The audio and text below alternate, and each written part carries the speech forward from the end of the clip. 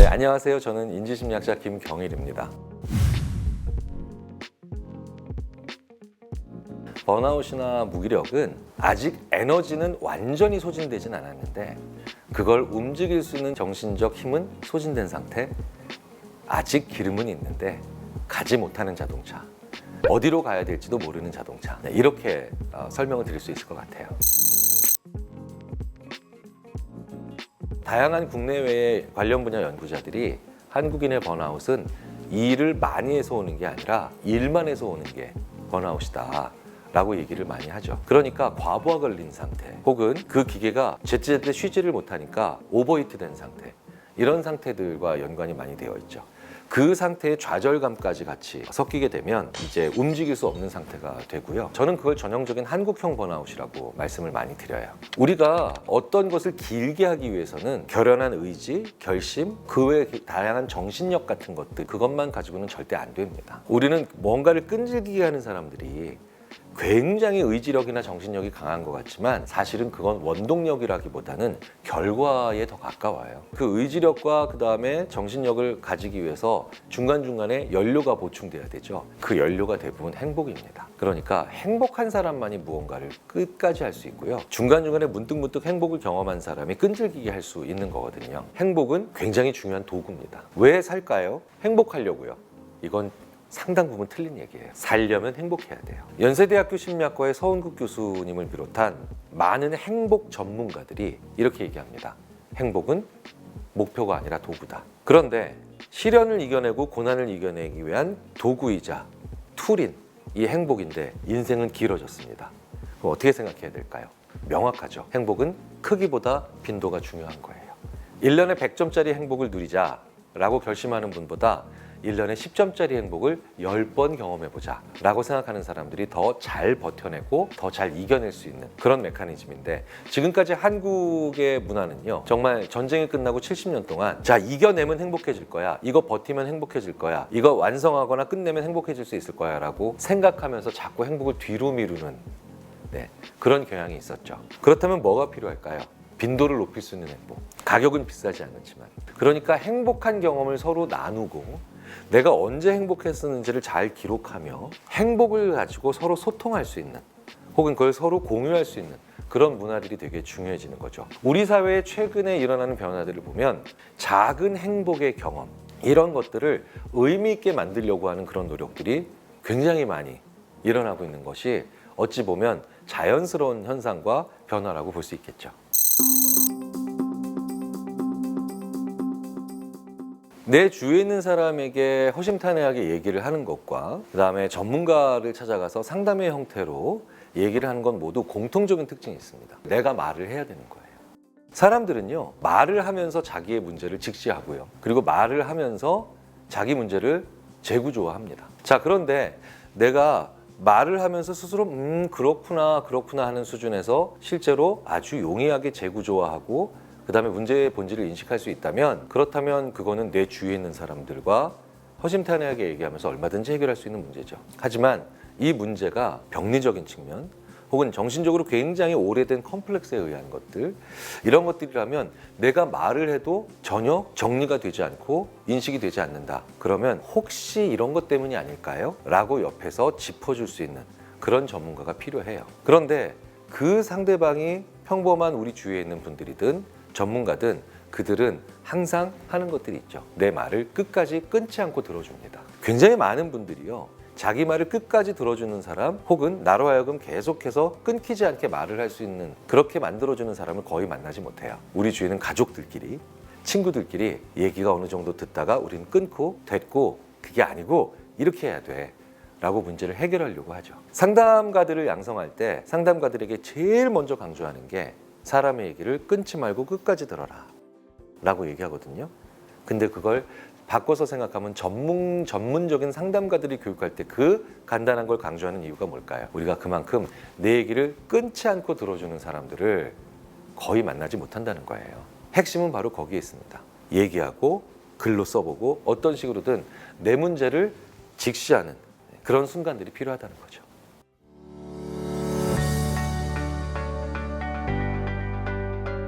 우리가 무엇을 하는 데에만 자원을 쓴다라고 생각하지만 실제로 우리는 정말 많은 곳에 무엇이 안 일어나기 위해서 자원을 많이 쓰고 있어요. 자, 지금 이 건물이 무너지지 않기 위해서는 무언가가 받치고 있어야 되죠. 그리고 지금 우리가 굉장히 덥지 않기 위해서는 또 에어컨디셔너가 돌아가야 됩니다. 어떤 걸 하기 위해서만 에너지를 쓰는 게 아니라 우리는 어떤 일이 안 일어나기 위해서 또 에너지를 쓴다는 거예요. 그렇다면 와 라고 손을 흔들거나 아니면 멋져요 라고 열광하는 데에만 에너지를 쓰는 게 아니라 마땅히 열광해야 되는 순간에 가만히 있는 것도 에너지를 쓴다는 거죠. 우리가 심리적 자원이라고 하면 무언가를 하게 만드는 에너지로만 보통 생각을 하지만 우리가 아무것도 안 일어나게 만들기 위해서도 우리는 에너지를 쓰는데요. 그 에너지를 정말 많이 써야 될 때가 언제일까요? 그렇다면 바로 웃어야 될 때 웃지 않는 것, 슬퍼야 될 때 슬퍼하지 않는 것, 화를 내야 될 때 화를 내지 않는 것, 이런 것들에 우리는 굉장히 많은 에너지를 쓰고 있는데, 그런데 그때 소모되는 에너지는 겉에서 볼 때 아무런 행동의 변화도 만들어내고 있지 않거나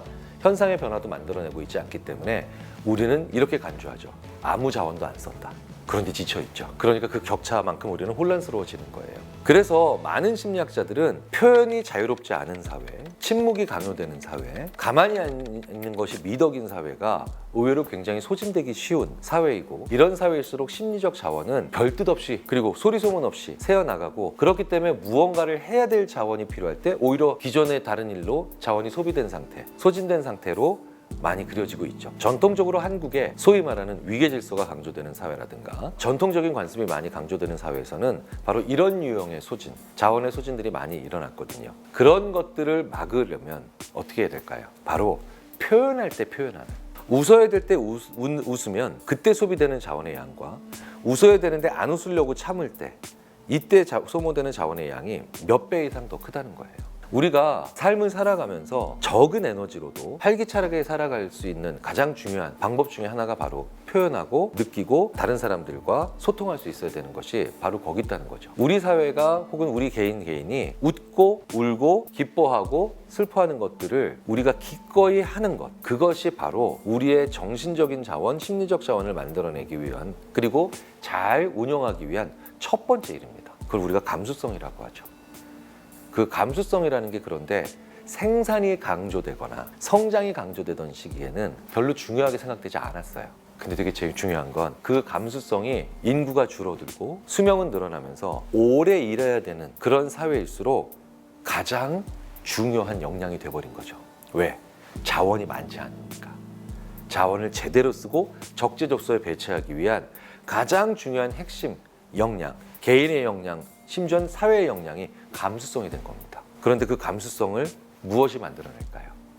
인문학, 그리고 그 외에 관련된 다양한 인간 관련 분야들이 우리와 하여금 가지게 해주죠. 우리는 지금까지 우리의 감수성과 관련된 공부들과 행위들을 철저히 2선, 3선으로 밀어냈거든요. 돈 버는데 별로 소용이 없으니까, 지금 당장 일 돌아가는데 별로 도움 안 되니까. 근데 참 아이러니하죠. 우리가 이제 적은 양의 에너지로 효율적으로 사회 시스템을 돌아가게 만들어야 되는 그런 21세기를 맞이하고 보니까 감수성이 떨어지는 게 가장 우리의 자원을 엉망으로 쓰게 만드는 일들이 벌어지는 그런 딜레마에 빠지게 된 겁니다. 챗GPT를 비롯한 수많은 AI들이 이제 그 어떤 전문가보다 적절한 지식을 혹은 정확한 지식을 가져옵니다.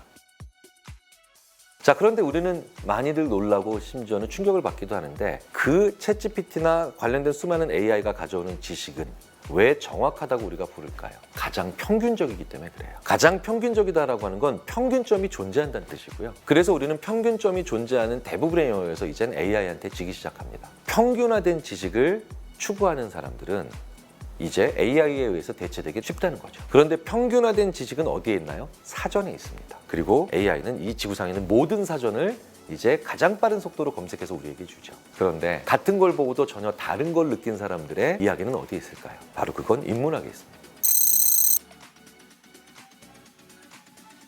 저희 인지심리학자들은 AI의 자아를 에버리지 셀프, 그렇기 때문에 인간의 자아는 유니크 셀프로 가야만 이제 AI가 대체할 수 없는 그런 사람이 되는 거죠. 같은 걸 보고도 평균점을 찾는 게 아니라 다른 측면을 느낄 수 있는 사람, 그게 필요한 거예요.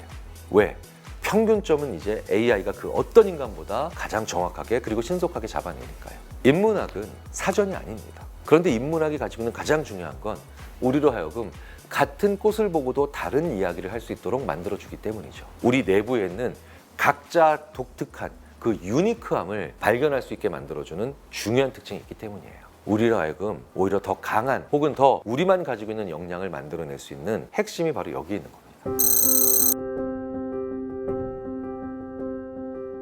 한국 사람들이 공부를 하는 이유 중에 굉장히 중요한 게 두 가지가 있습니다. 첫째, 돈 벌 수 있는 공부. 두 번째, 과시할 수 있는 거나 인정받을 수 있는 공부. 그래서 한국에 참 많은 첫 번째 유형의 책이 자기계발서와 투자서예요. 두 번째 많이 쓴 게 얇고 넓은 인문학 같지 않은 백과사전 같은 인문학 책들이죠. 저는 그런 책들이 존재 가치가 없다라고 말씀드리는 게 절대 아닙니다. 이건 굉장히 좋은 마중물들이에요. 그런데 실제로는 이런 것에서 더 이제 한 단계 올라가는 공부들이 필요하죠. 그런 공부들 중에 가장 중요한 핵심은 내가 직접 뭔가를 해볼 수 있도록 만들어주는 그런 공부들이에요. 손수 나무집 짓기 공부부터 음악 만드는 공부, 직접 시를 써보는 공부. 왜냐하면 인간은 인풋으로 학습하는 게 아니라 아웃풋, 즉 출력으로 학습합니다. 입력하는 인간은 자기가 알고 있다고 착각하기가 쉽고요.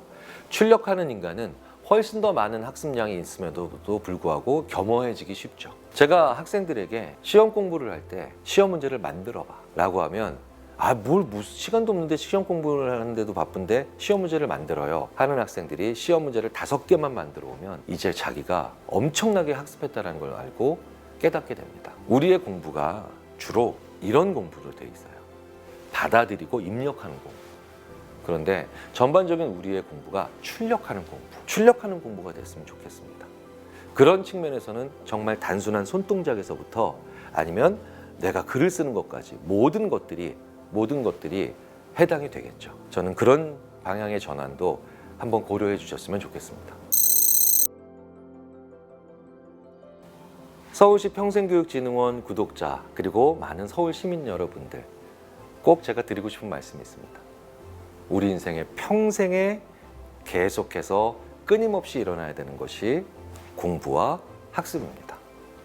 우리는 이를 위해서 언제나 늘 다양한 세대와 소통을 해야 되고 나의 평생의 동반자로 이 학습과 교육이라는 단어를 같이 가져가 보시는 건 어떨까요? 의미 있는 삶과 행복한 삶을 동시에 친구로 만드실 수 있을 겁니다.